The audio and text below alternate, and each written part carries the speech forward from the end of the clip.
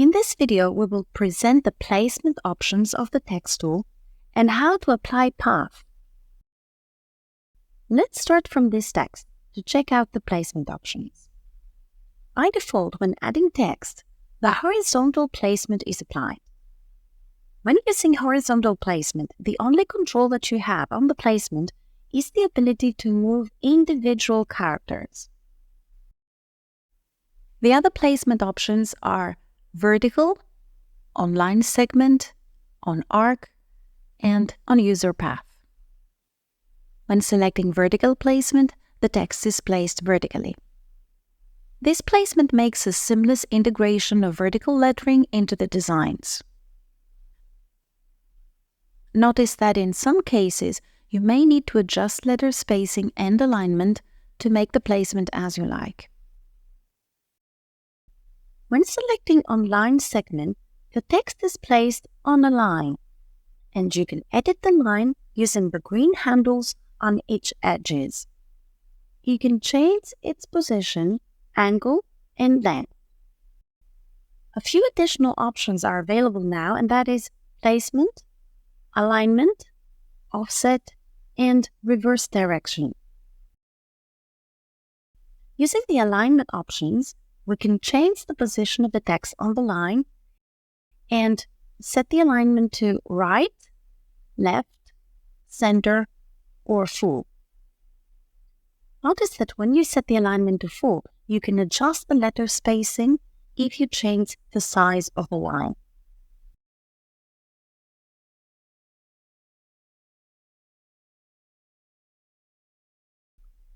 Using the offset value, you can adjust the distance of the text from the beginning of the path. Type the value you like and press Enter to apply it. Choose reverse direction. You make the text start from the other edge of the line. Using the text placement, you can change the position of the text according to that line. Using baseline, the letters are placed along the baseline. But some letters that have a descender go below the baseline, like Q and G in this example. If you want all letters on top of the line, you can select bottom text placement.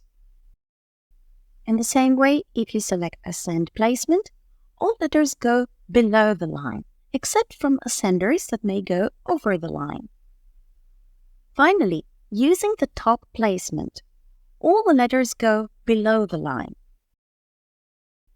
Now, let's have a look at the placement on arc.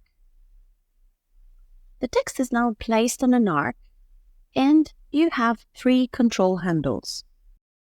One is for the start of the arc, one is for the end of the arc, and the one in the middle is for the radius of the arc.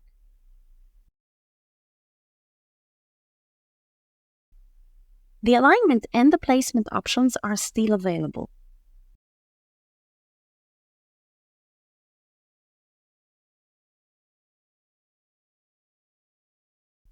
The last placement option is on a user path. When selecting this placement, you can move the text as is. You can also change alignment and placement options. But if you wish to change the path, you need to use the Edit Nodes mode.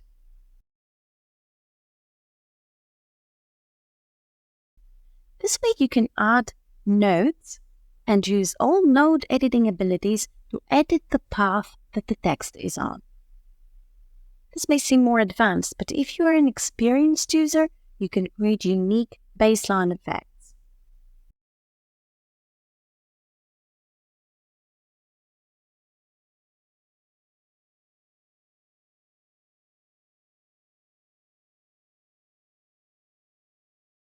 Notice also that you may use any part of your design as a path for a text object.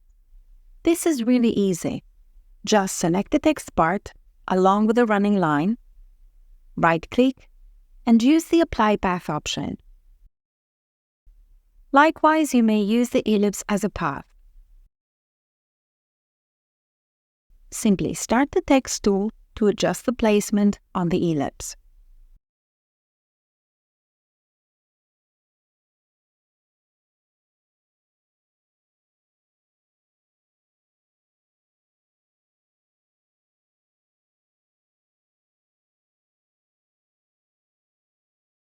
In any case, using the node editor, you can edit these paths.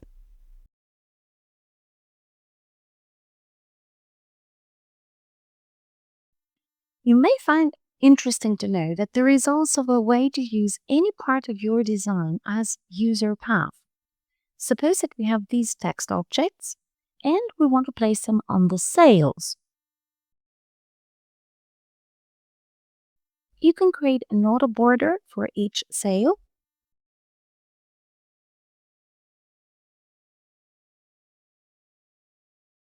Then split the outline to create the paths you like.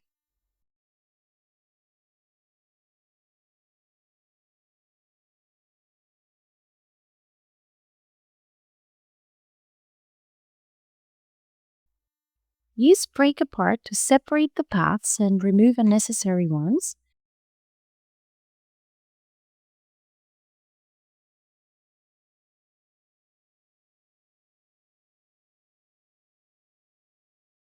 And now you can use any of these lines as a user path. In order to apply the path, you need to select both objects holding the Control key down and then clicking on both objects. Right-click on top of the selection and from the appearing menu, use the Apply Path option.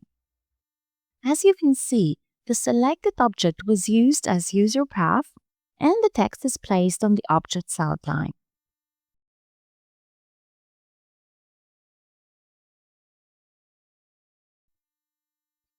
If you now start the text tool, you can edit the text normally as with any text object and customize all the options.